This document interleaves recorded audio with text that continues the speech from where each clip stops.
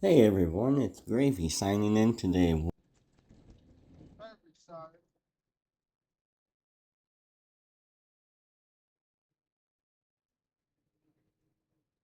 While the video plays, I suppose I should give you a little bit of context. The guys you'll hear and see in the patrol pictures and videos that I share, I had literally just met them in country and I had no prior training with them.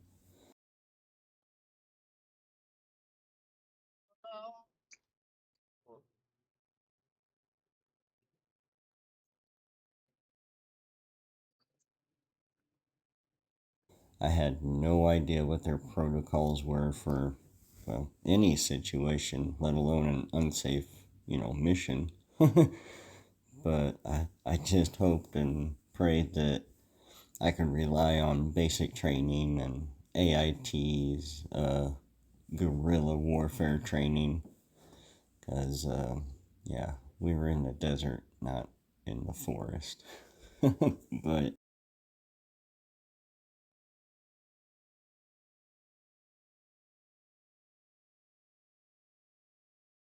Personnel on rooftop left. anyway, see, they were, the guys I served with, they were from Bravo Company, which is, they were track vehicle operators, like tanks and guns and cats, sorry. And, I was from Golf Company, which was like, clerical, supply, maintenance, welding. And then I was in the ELM shop, um, electronic maintenance, so radar, radios, and computers. But my unit didn't have radars, so um, but yeah, in fact, because I didn't know them, uh, the most scared I ever was over there was with roughly 20 some guys on the patrol um, rotations. So yeah, the scariest day was when we were clearing a warehouse where a few of us nearly died from gun ho friendly fire. The first time was when a couple of guard dogs ran out of a locked room we had breached the door of, and the dogs ran past me. Um, as they did, I was flagged by a fellow soldier, and uh, their locked and loaded M4s. um, then again, I was nearly shot in the back of the head. This time because we were clearing the warehouse and we ended up in a semicircle, mostly like spread out around the outside three walls of the perimeter. Uh, the other side was doors, big, huge bay doors. So anyway, when one of the dogs came back, it ran past me and headed towards the Air Force K9, cutting right through the center, like towards the coming from the bottom left to the upper right. Anyway, it was heading towards the handler, and the handler screamed the command, "Shoot the dog!" Yeah. So, I mean, the guard dog was only doing his job, but anyway, yeah, I had a vision of the whole patrol shooting each other, because when the dog ran down the middle, nearly everyone swung to the middle and started opening fire. I've I have felt rounds going by my shoulder. I heard them going past my head. And in that moment, my heart just, like, it stopped. And it felt like forever. And then it just started beating like nobody's business. Just scared the shit out of me. I thought I was going to die that day from friendly fire. But, it, it was pounded into us that, we were supposed to be winning hearts and minds. But when we shot his freaking dog, I'm surprised the warehouse dudes didn't go all John Wick on us. But yeah, from that day on, I had to trust the guys in my patrol, but it was really hard to after that incident. At least I was sure they were not afraid to pull the trigger when ordered, at least in some situations. But I got lucky. About 6 months in, I got hurt and couldn't stand upright for nearly a week. And because of that, they took me off the road and put me back into the motor pool. Not where I belong, but, where I had some knowledge. But anyway, they put me back in there and I had to regain my respect that I had earned my first tour as a fobbit in the motor pool.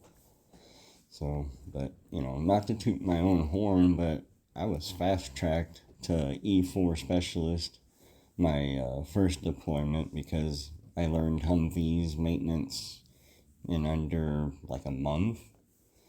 I had it pretty much down packed and I was really good with my hands, so yeah, they fast tracked me.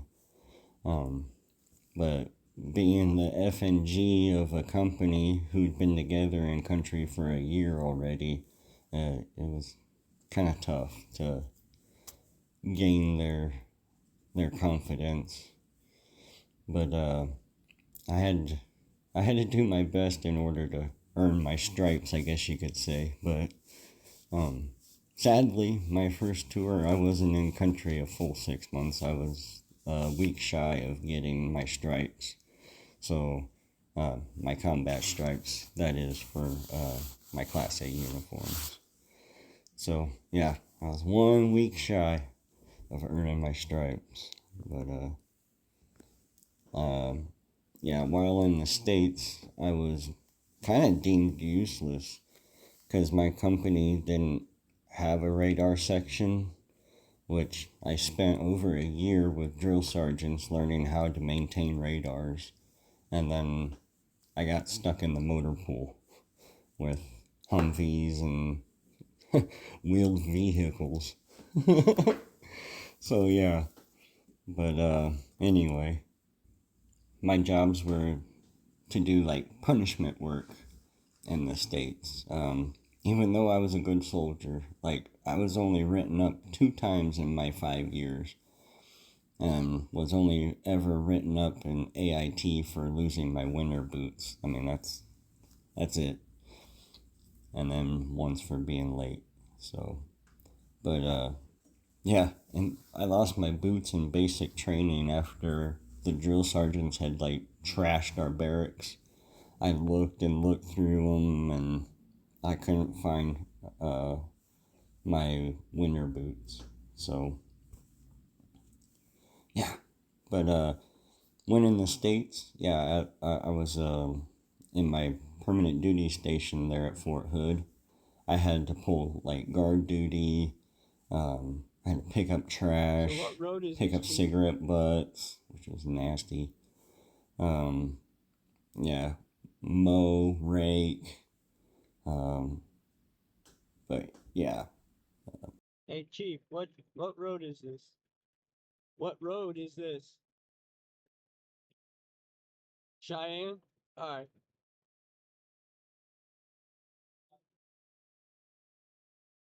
I had to take on the responsibility of traffic guard way more often than I wanted to. But yeah, I especially got picked to do guard duty like over and over and over. Because especially if I especially got picked to do it if everyone else had been good or hadn't got caught screwing up anyway. I mean, I didn't mind working on Humvees, but in the States, I wasn't allowed to do PMCSs on them or hang out even in the motor pool bays without being caught and told to go do something. So, since I wasn't allowed or I wasn't qualified to work on equipment in the States, yet I could and I had to while I was in Iraq, both tours. I had to work on Humvees, but in the States I couldn't. But but yeah, making it made the second tour a little bit rough because I had been attached to a different company and didn't fit in as the FNG with Bravo Company, especially because of I wasn't a mechanic, but I was supposed to be that patrol's mechanic. But yeah, but then I blew my back out and they took me off the road. They put me in the motor pool where I was the FNG again, and it didn't help.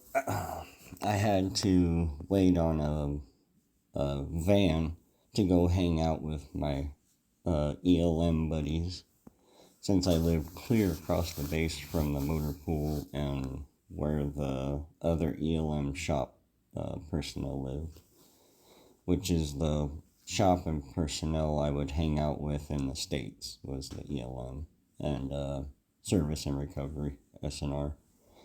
But yeah, we would all pretty much do extra duty work if there was no computers or radios or nobody to go recover. So yeah, we all did extra duty work.